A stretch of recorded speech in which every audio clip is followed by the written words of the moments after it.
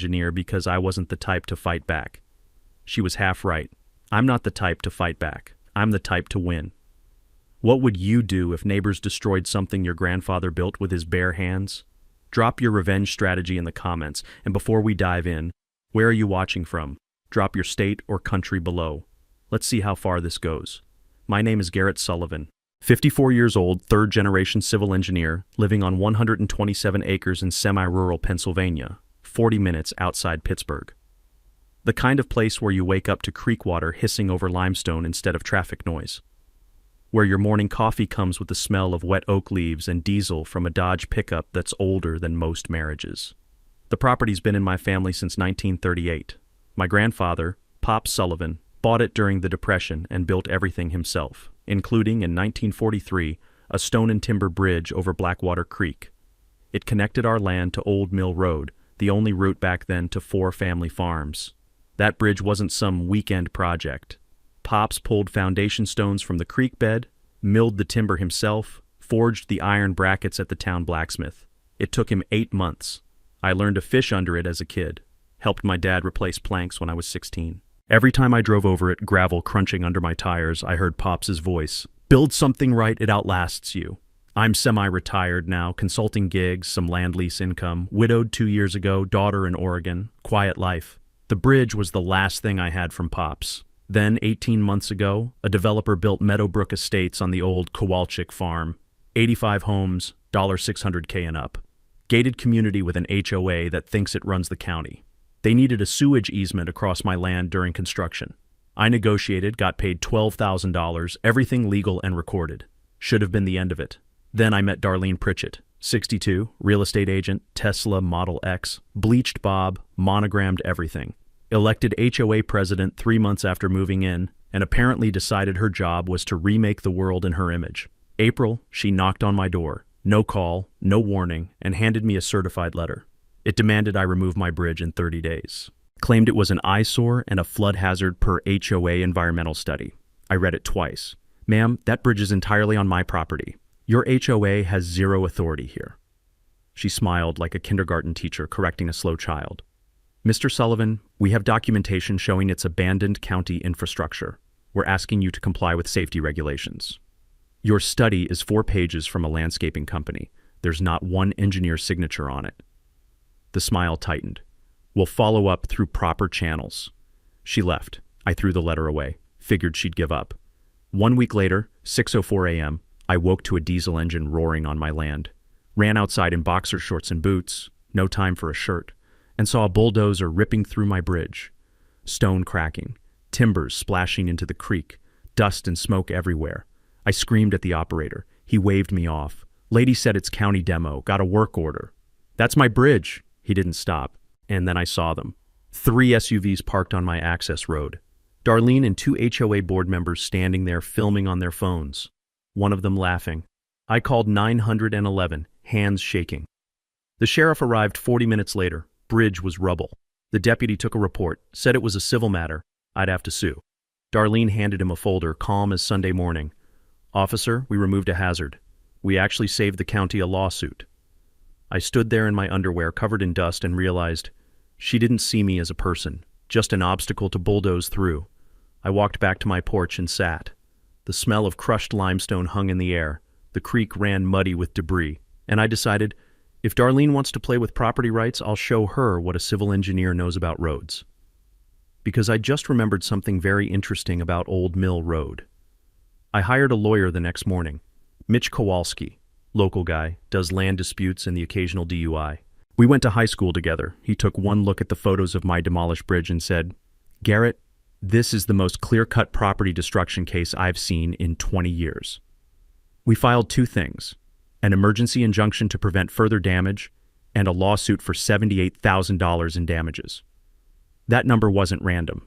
$35K for reconstruction, $25K for historical value, $18K for emotional distress. The sheriff's report was frustratingly vague, civil matter, no clear criminal intent. But the county building inspector confirmed what mattered. The bridge was 100% on my property, fully legal, and Darlene's crew had 0 permits for anything. Then Darlene's lawyers tried to get clever. They filed a counterclaim arguing my bridge had been in public use for 80 years. People drove over it to access Old Mill Road, so it should have become county property by now, something called adverse possession. When Mitch read their filing, he actually laughed out loud. Garrett, they clearly didn't do their homework. Why not? Because adverse possession only works if the real owner abandoned the property or stopped maintaining it. You've got 30 years of receipts for bridge repairs in your filing cabinet. He was right. I'd kept everything. Every plank replacement, every bag of gravel, every can of wood sealant. My dad taught me that. He used to say, paper trail beats memory in court every single time. We submitted decades of maintenance records, photos of my private property signs, and tax documents showing the bridge was always listed as part of my assessed property value. The judge dismissed their counterclaim in 3 weeks flat. I won't lie, that felt good. But it was just round one. Darlene wasn't the type to back down, not even close.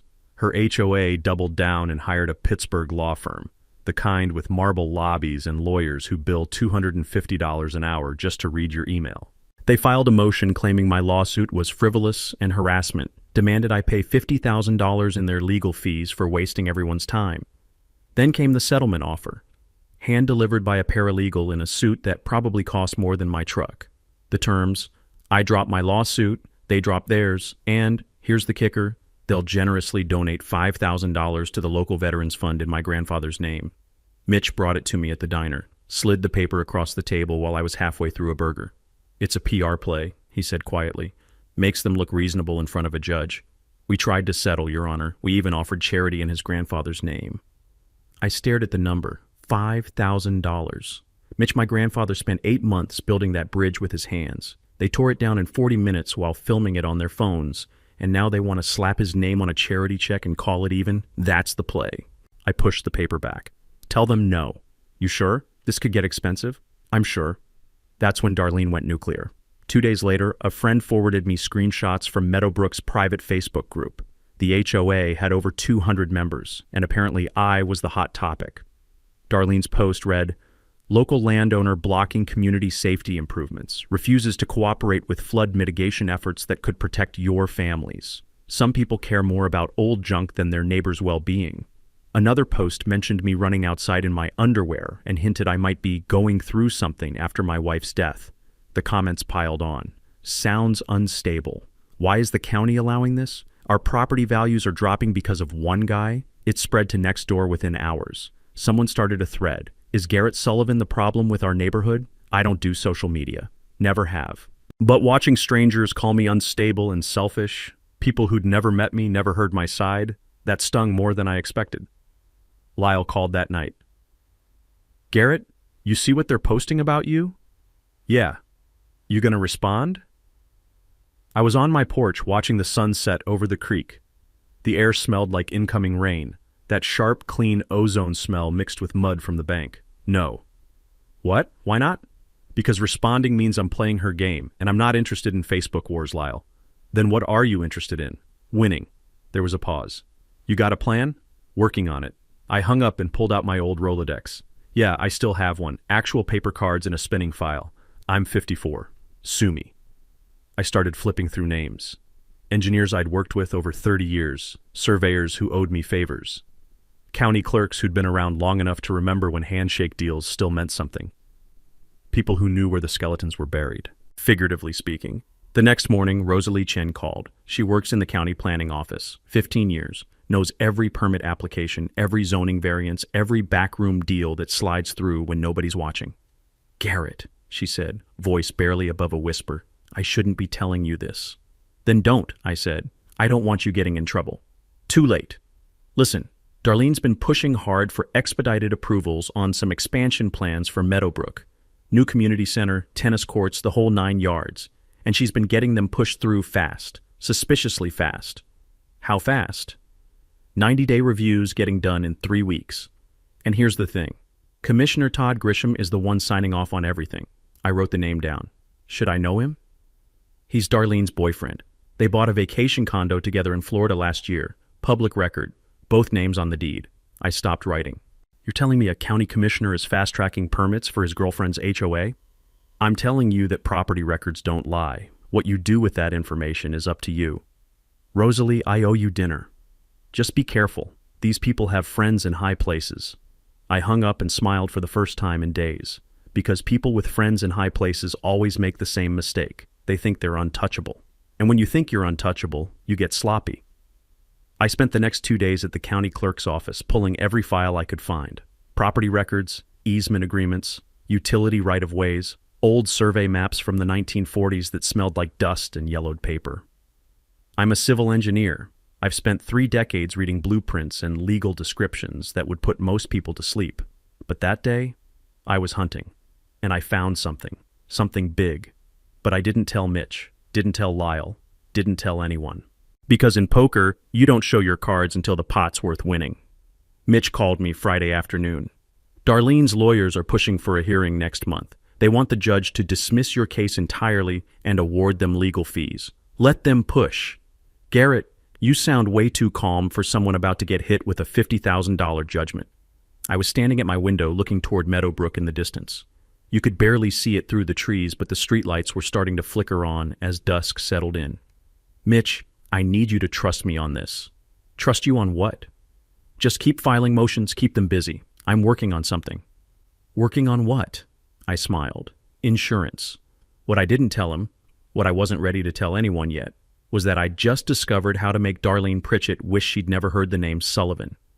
It all came down to one beautiful, legal, completely ironclad word, easement. I spent the next week buried in county records like a detective in a bad noir film. Except instead of whiskey and cigarettes, I had coffee and 3-ring binders that smelled like 1987. 3 full days at the clerk's office.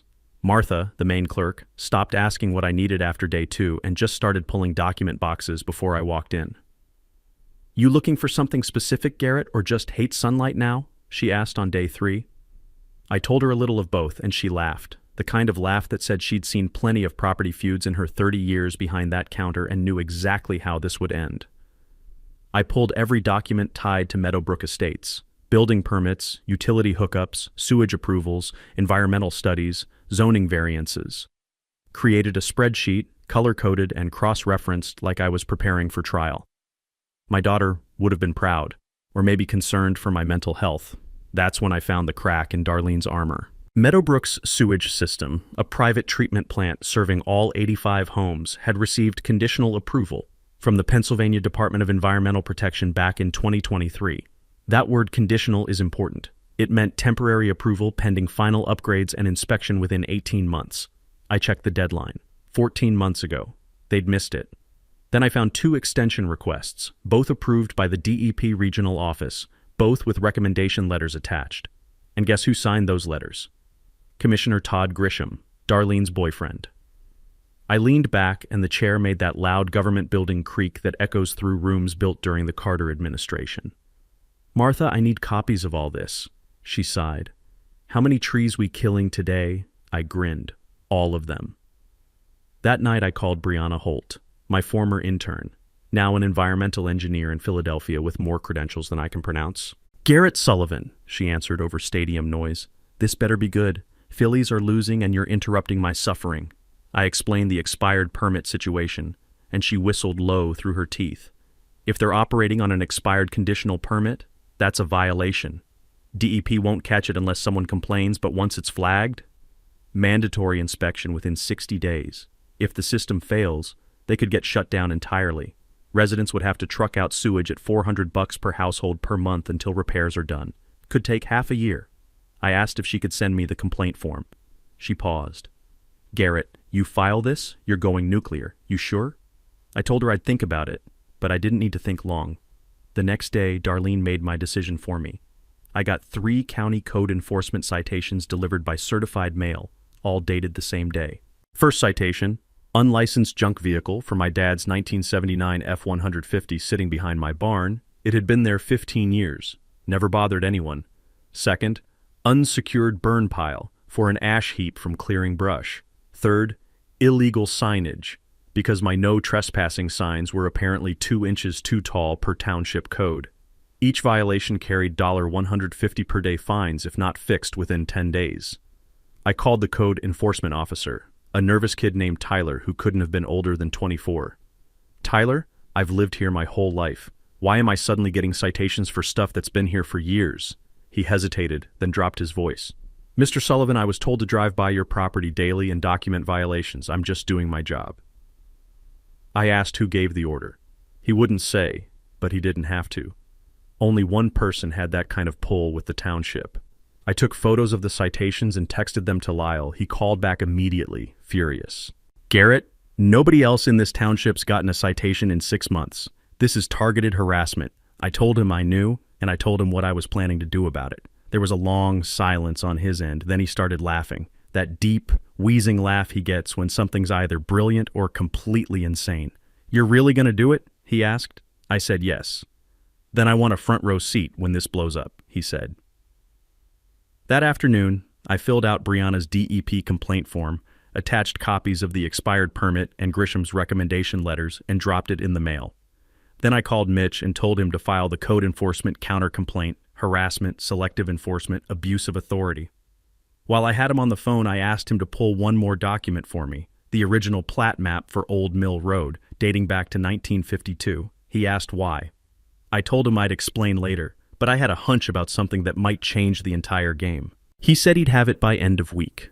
I hung up and stood on my porch, watching the sun drop behind the tree line. The air smelled like fresh-cut grass from a neighbor's lawn and the faint diesel exhaust from Highway 29 a mile away. Somewhere in the distance, I could hear Meadowbrook's landscaping crew running leaf blowers, that high-pitched whine that never quite stops in gated communities.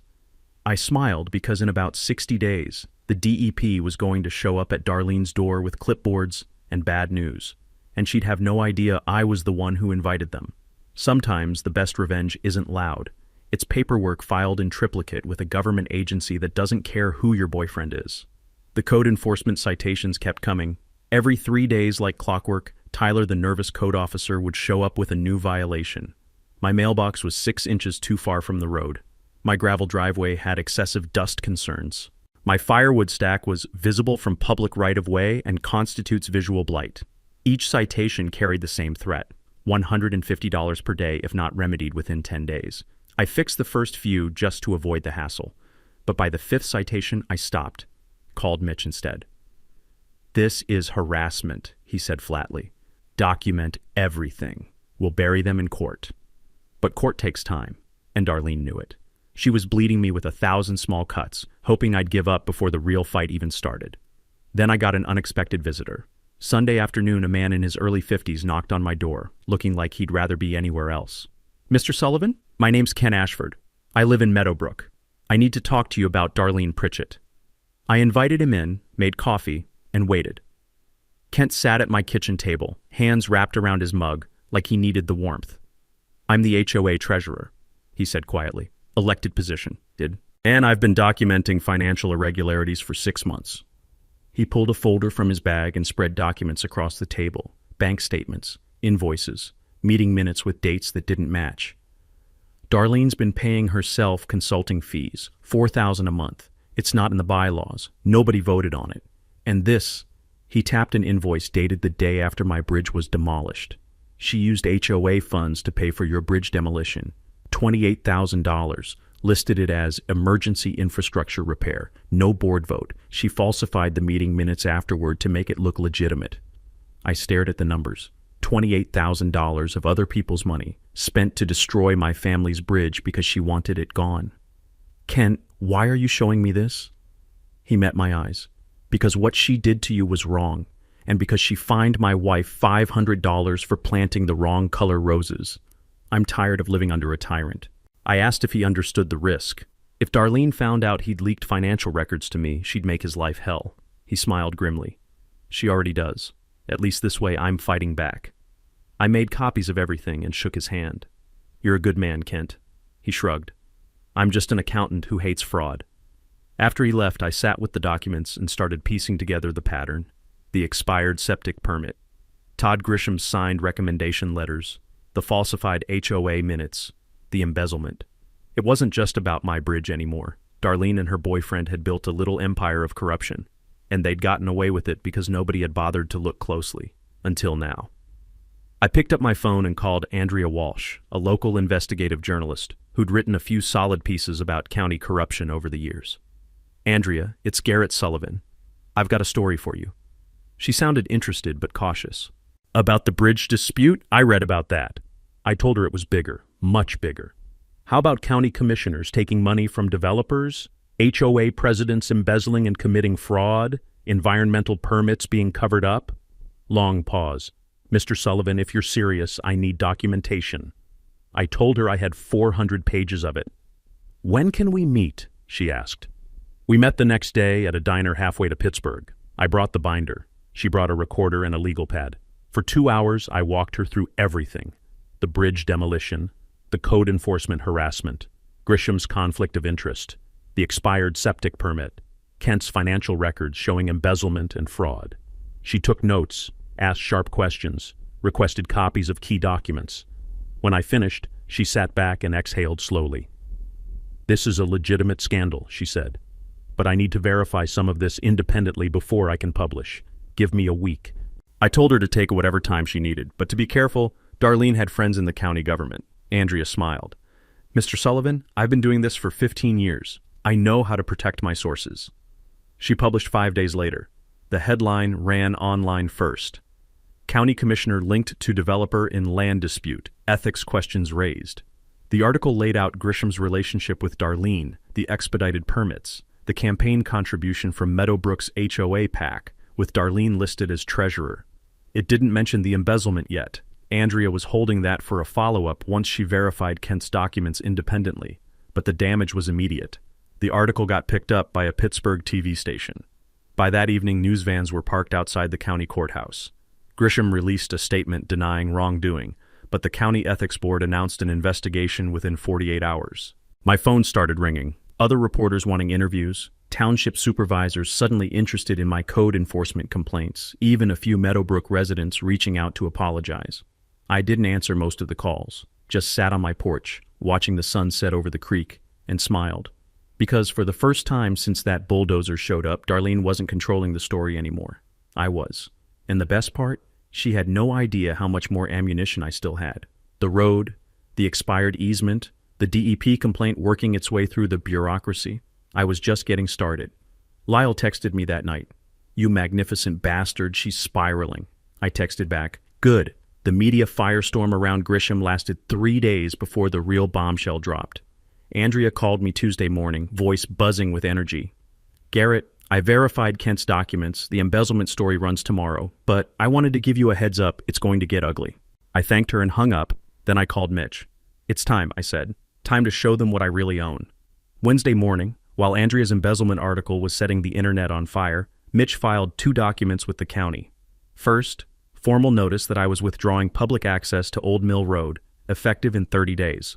Second, notification that the utility easement Meadowbrook had been using for sewage and power lines across my property had expired due to a clerical error in the original agreement, and I was not renewing it. Both documents were public record. Both were completely legal. And both landed like grenades in the middle of Darlene's already burning world. My phone rang within an hour, county engineer's office sounding panicked. Mr. Sullivan, we're reviewing your filing about Old Mill Road. Our records show this as a public road. I explained calmly that their records were wrong. The road had never been formally deeded to the county, and I had the 1952 survey documents to prove it. Long silence on the other end, then the sound of papers shuffling frantically. Sir, if you close that road, Meadowbrook Estates loses its secondary emergency access route. Fire department response time would triple during rush hour. I told him that wasn't my problem. I was simply exercising my legal rights as a private property owner. He said he'd need to escalate this and hung up so fast I heard the phone rattle against the receiver. Then the calls started flooding in. Fire chief, township supervisors, county planning director, everyone suddenly very concerned about public safety and emergency access and community welfare.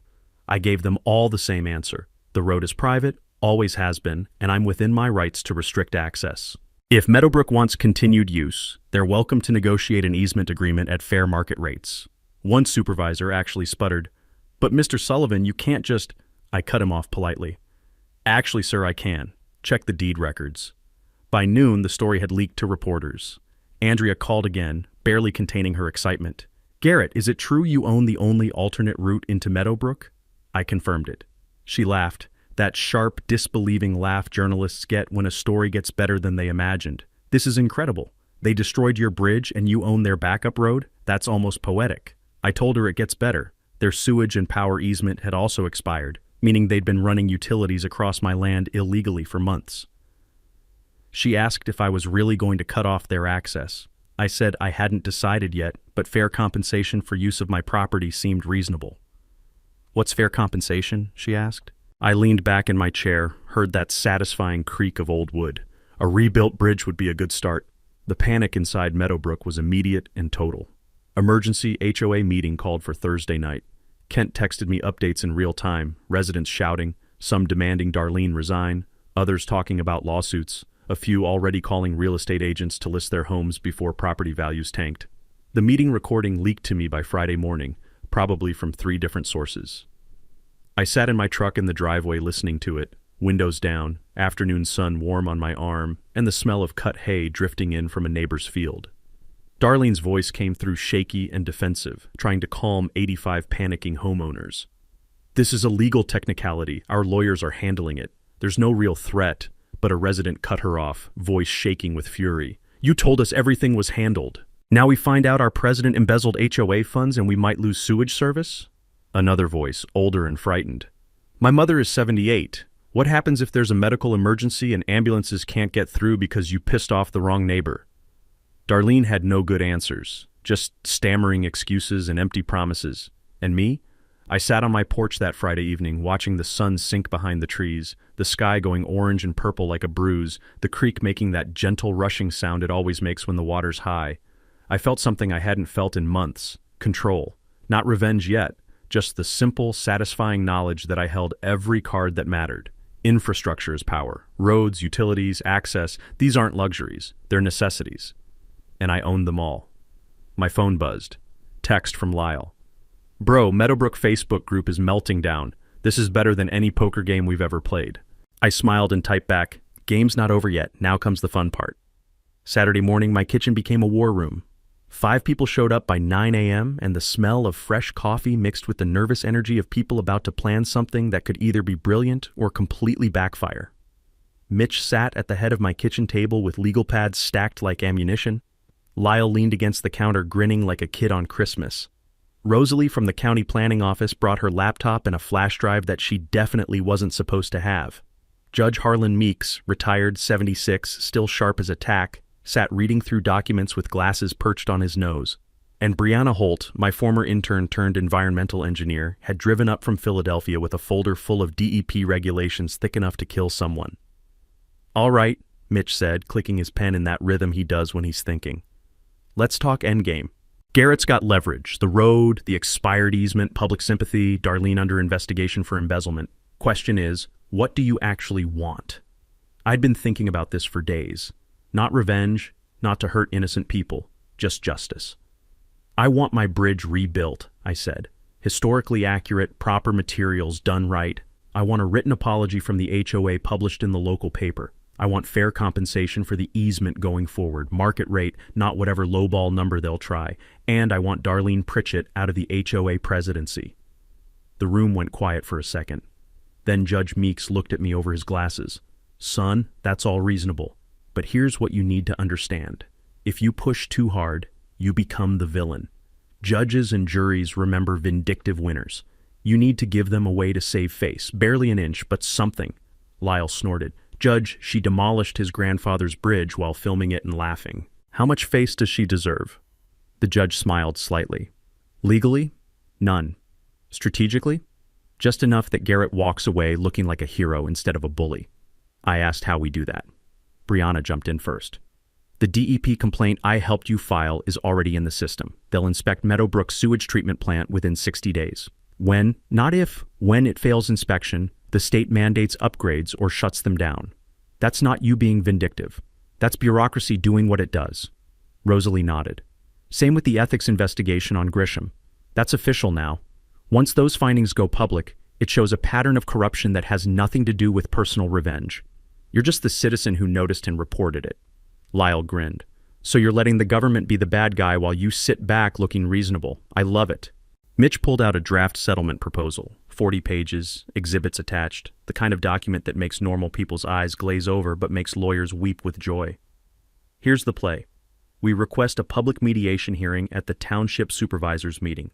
It's recorded, it's open to the public, and Darlene can't hide behind her lawyers in some private conference room. You present your terms in front of residents, media, everyone. If she accepts, great. If she refuses, you look reasonable and she looks like the problem. I liked that. Sunshine is the best disinfectant, as they say. Judge Meeks tapped the document. Terms need to be specific. No vague language she can weasel out of later. Brianna suggested numbers. For the easement renewal, $500 per month for 20 years. That's fair market rate for commercial utility access in rural Pennsylvania. I checked 3 comparable properties. For the bridge reconstruction, you get bids from 3 licensed contractors and the HOA pays the median bid. No negotiation, no substitutions. Mitch wrote it down. And the apology? I thought carefully. It needs to name me personally. Name my grandfather. Acknowledge that the demolition was unauthorized and wrong. And it runs in the Township Gazette for 2 consecutive weeks, plus gets posted at the Meadowbrook main entrance where everyone can see it. Rosalie grinned. Oh, Darlene's going to hate that. I shrugged. She should have thought about that before she brought the bulldozer. Then we talked risks. What if Darlene flat out refused?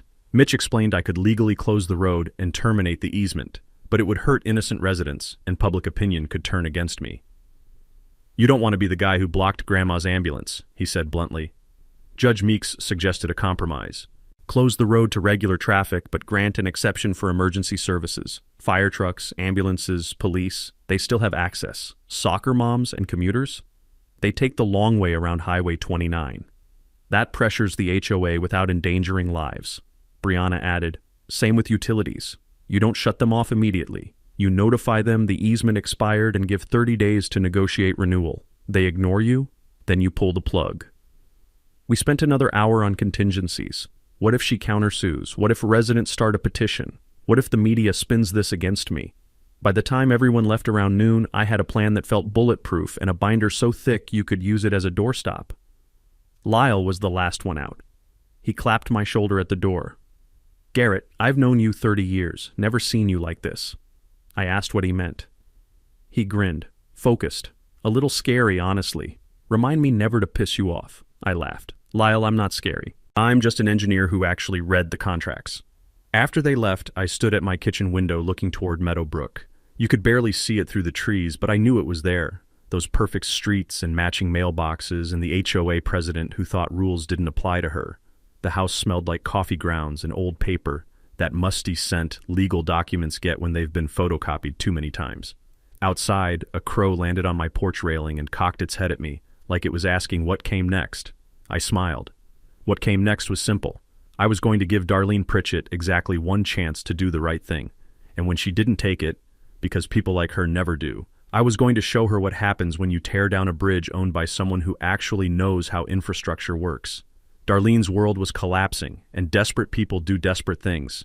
I should have seen it coming. Monday night, 2:30 a.m., I woke to chainsaws ripping through the darkness. Not distant, close, on my land. I grabbed my phone, pulled on boots over sweatpants, and ran outside.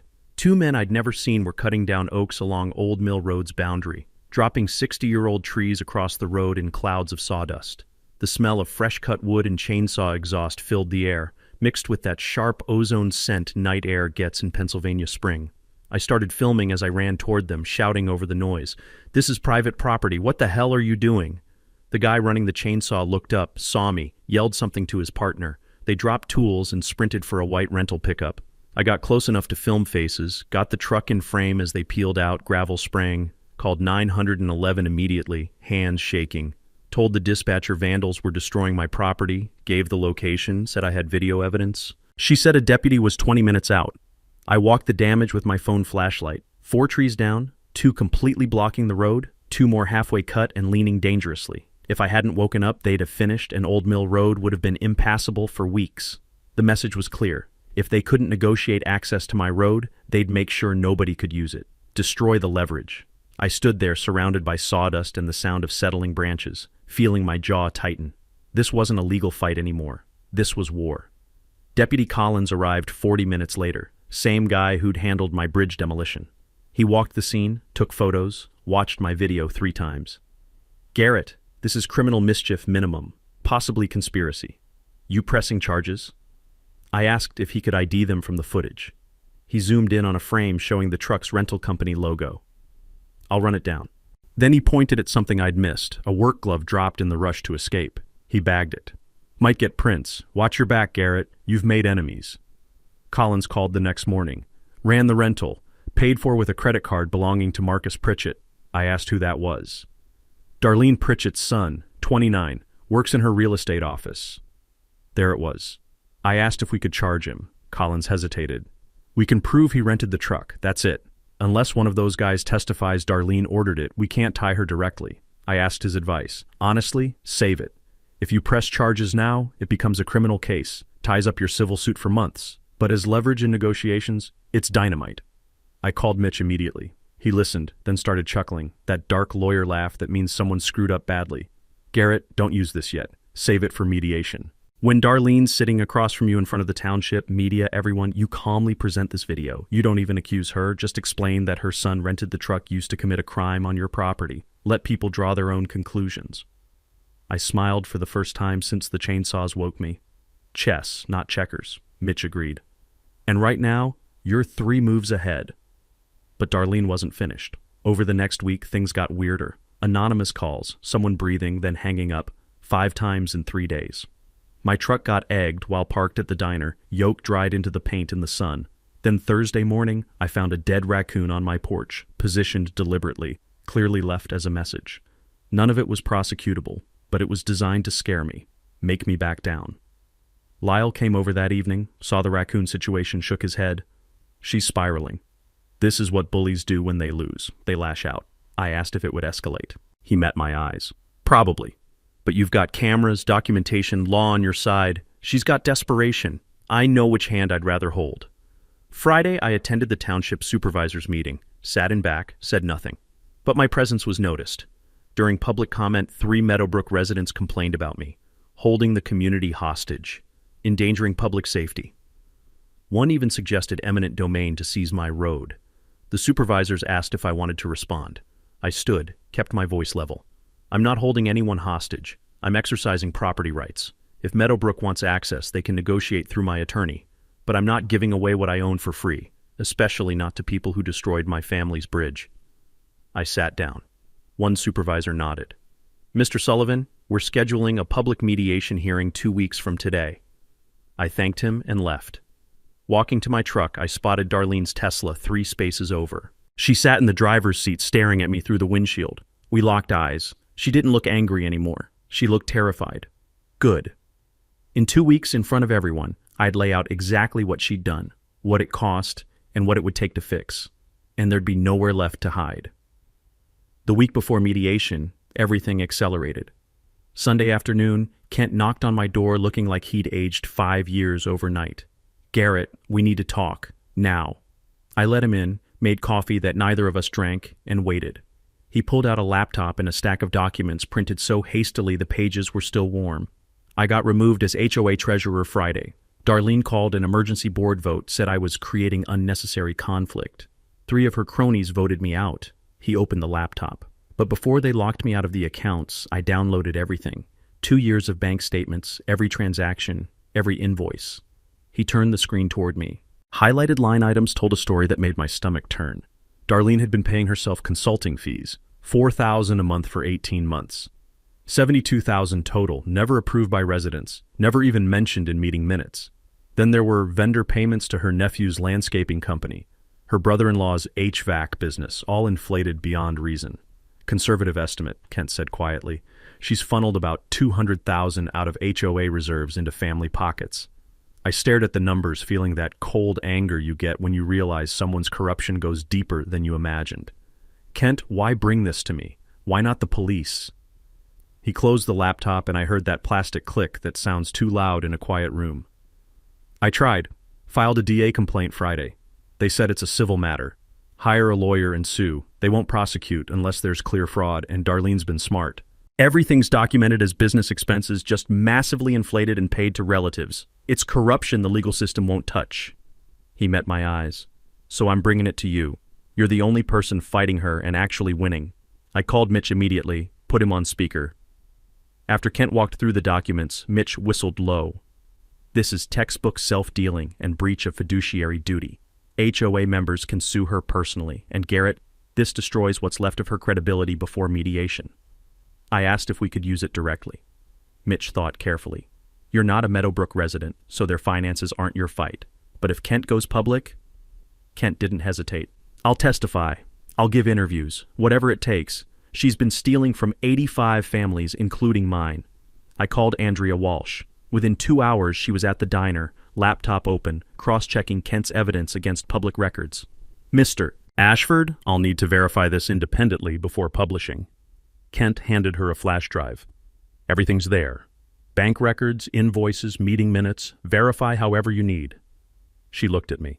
Garrett, this doesn't directly involve your dispute. I shrugged. I know, but it's the truth, and I'm tired of watching her get away with things. The article dropped Wednesday morning, 3 days before mediation. Meadowbrook HOA president accused of self-dealing. Documents show suspicious payments to family. Andrea had contacted vendors, confirmed inflated pricing, got one to admit giving Darlene referral kickbacks. She'd interviewed 4 residents anonymously. The story was bulletproof. By noon, Meadowbrook's Facebook group was melting down. Residents demanding Darlene resign, threatening lawsuits, starting recall petitions. The DA's office suddenly decided to review the matter. And Darlene? Complete silence. No statement, no defense. Her office voicemail full. Social media dark. Thursday night, Kent texted, "Emergency HOA meeting, board voting on Darlene's removal. FYI. I didn't attend. Wasn't my place." But Kent sent updates. 70 residents packed the room. Darlene tried defending herself, claimed payments were standard practice and approved by previous boards. Nobody bought it. The board voted 4-1 to remove her as president effective immediately. Then residents voted to suspend her membership pending a full audit and potential legal action. Kent's final text. She walked out, people shouting the whole way to her car, "It's over." I sat on my porch reading those texts as dusk settled. The air smelled like coming rain, that heavy, electric smell that makes your skin tingle. The creek was running high, making more noise than usual, and in the distance I heard a dog barking at something only it could see. My phone rang, Lyle laughing. "Did you see? She's finished. They're talking criminal charges. And mediation's Friday, she's showing up with nothing." I told him I'd heard. He kept going. "Garrett, you won. She's destroyed."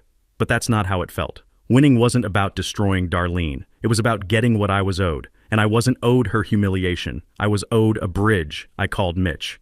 Friday's mediation, I want to be clear. I'm not going there to gloat or twist the knife. I'm going to get my bridge rebuilt and move on with my life. Long pause on his end. "Garrett, you're more generous than she deserves. But don't give away too much. She still owes you everything." I watched the sun disappear behind the tree line, turning the clouds the color of a fresh bruise. "Mitch, I know what she owes, but I also know Pops wouldn't want me winning by being cruel. He'd want me winning by being right." Mitch chuckled softly. "All right then, see you Friday. Let's finish this." Friday night, 7 p.m., the Township Municipal Building was packed beyond capacity. Fire marshal limit was 150. At least 200 people crammed inside, standing along walls, sitting in aisles. The air smelled like burnt coffee and nervous sweat and that old building mustiness government offices get. 3 TV crews. Live stream running with over 5,000 watching. I sat at one table with Mitch. Across from us, Darlene and a lawyer who looked fresh out of law school, probably the only one willing to take her case. She looked diminished. Hair not perfect. No Tesla keys. No monogrammed anything. Just someone who'd run out of road. Supervisor Chen spoke first. "This mediation addresses the dispute between Mr. Garrett Sullivan and Meadowbrook Estates HOA. Mr. Sullivan requested this hearing. Please proceed." I stood. Didn't need notes. I'd lived this story for 2 months. "Supervisors, neighbors, media, thank you for being here. I'll keep this simple." I clicked Mitch's laptop. Photos appeared on the screen. My bridge before demolition, 80 years old and solid. April 16th, 6:04 a.m., Meadowbrook HOA President Darlene Pritchett ordered this bridge demolished. Built by my grandfather in 1943. On my property. Fully legal. Destroyed without permission, without permits, without authority. Next photo. The bulldozer mid-demolition, Darlene and board members visible in background with phones. Here they are watching and filming. One is laughing. The room went silent except for camera shutters. I clicked through Facebook screenshots. After destroying my bridge, Miss Pritchett called me unstable on social media, claimed I was blocking safety improvements. Next, code enforcement citations. Then came harassment. weekly violations for things that existed on my property for decades. Code enforcement admitted they'd been ordered to target me. Darlene's lawyer whispered urgently. She stared at the table. Then this. I played the chainsaw video. Men cutting trees at 2:30 a.m., fleeing when confronted. Sabotage attempt. Sheriff traced the rental truck to Marcus Pritchett's credit card, her son.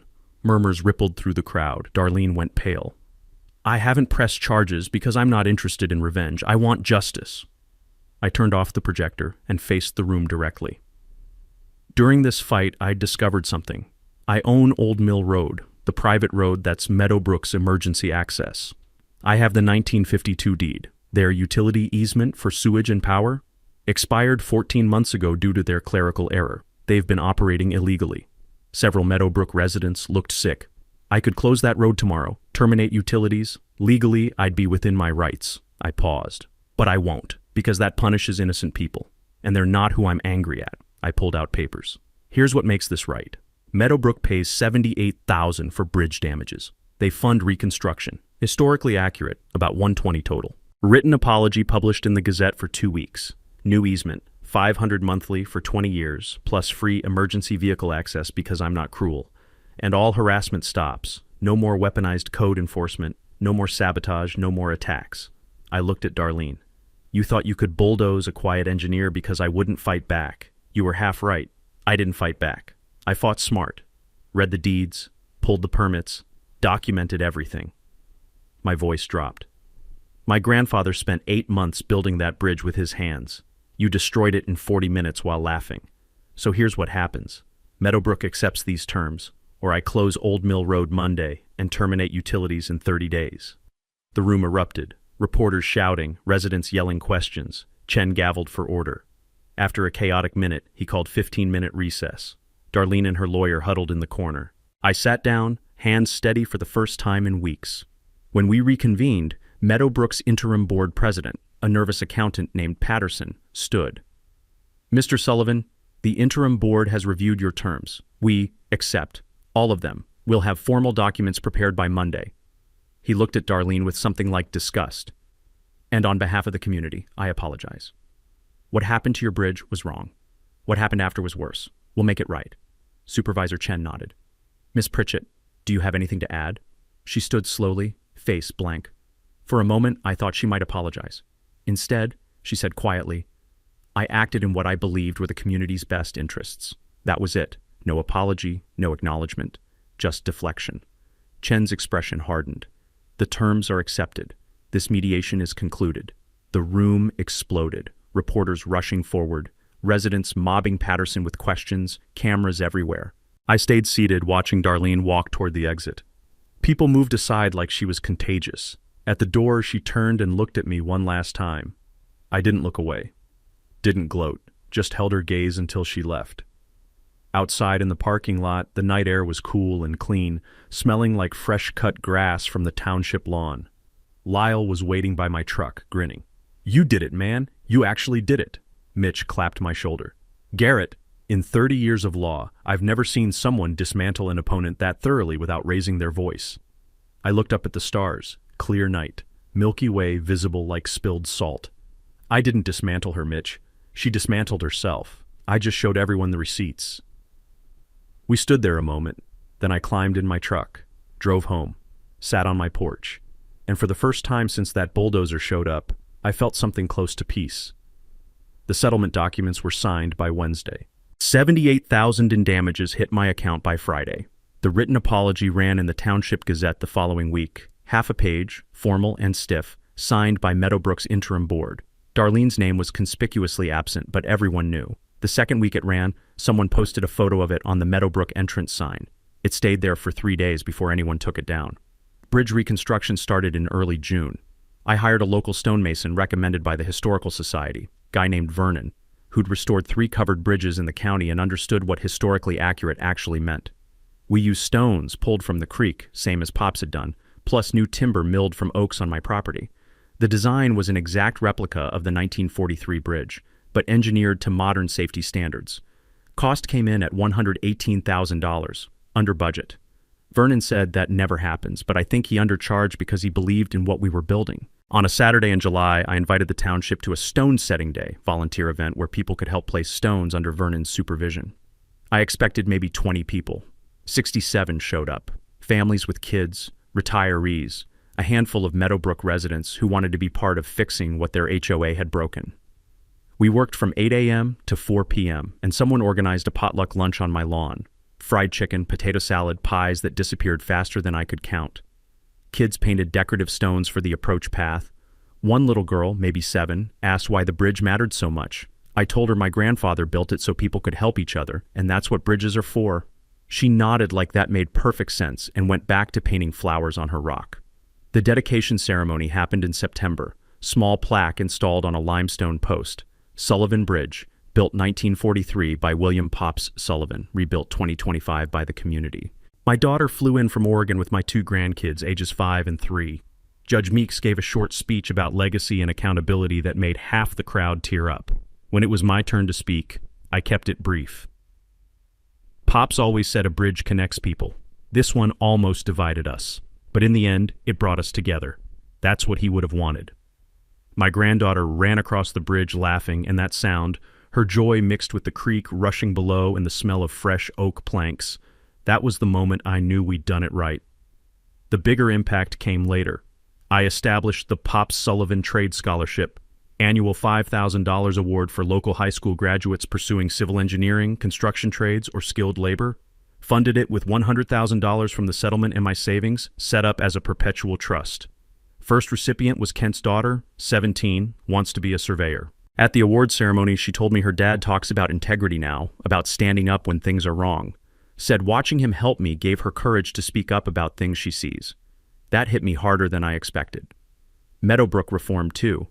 New board, elected by residents, implemented transparency rules, monthly financials published online, all votes recorded, independent audits annually. Several residents thanked me personally. You saved us from worse corruption down the line, one said. I didn't feel like a savior, just felt like someone who'd refused to let a bully win. The county updated permit tracking systems after my case exposed how things had slipped through. Old Mill Road got an official historical marker from the township. And Darlene? She moved away 3 months after mediation. House sold at a loss. Last I heard, she was in Arizona. I don't think about her much anymore. 6 months after the bridge dedication, on a cold March morning, I'm sitting on my porch with coffee, watching sunrise paint the creek orange and gold. My phone buzzes. Text from Patterson, Meadowbrook's president. Mr. Sullivan, spring potluck is Saturday. You're invited as guest of honor. No pressure, just wanted you to know you're welcome. I smile and type back, I'll bring potato salad. Later that day, I walk down to the bridge, run my hand over the stones, smooth and solid. Moss already starting to grow in the mortar gaps like it's been there forever. A pickup truck crosses, driver waves. I wave back. This is what Pops meant about building things that last, not just the stone and timber, the connections, the trust, the knowledge that when someone tears something down, a community can choose to build it back better. Now here's my question for you. Have you ever dealt with an out-of-control HOA, a corrupt board, or a neighbor who thought they were untouchable? Drop your story in the comments. I want to hear how you fought back. And if you're currently in a battle like mine, tell us where you're stuck. This community has your back. If you loved watching justice happen, hit that subscribe button and ring the bell, because we've got more stories of underdogs beating the system. Share this with someone who needs to see that you can win when you're on the right side of the law and the deed. Let's make sure every bully out there knows you can't win when you're wrong and someone's paying attention. Next time, a landlord tries to evict a tenant for unauthorized repairs. Big mistake. Turns out the tenant is a licensed contractor, and the building has 47 code violations. You won't believe how this ends. See you then. That's a wrap for today's episode on HOA Stories. If you enjoyed watching Karma in action, smash that like button, comment your thoughts, and let us know if you've dealt with HOA madness too. Subscribe so you won't miss the next HOA meltdown we post. The smell of my burned daughter's teddy bear still clung to my robes when Constance Whitmore walked into my courtroom like she owned it. That same psychotic smile. The one she'd worn while poisoning my dead wife's roses with bleach. The one she'd flashed while stealing $89,000 from our neighbors. the one she'd probably had when she watched my house and everything I had left of my family burn to ash. But this HOA terrorist made one fatal error.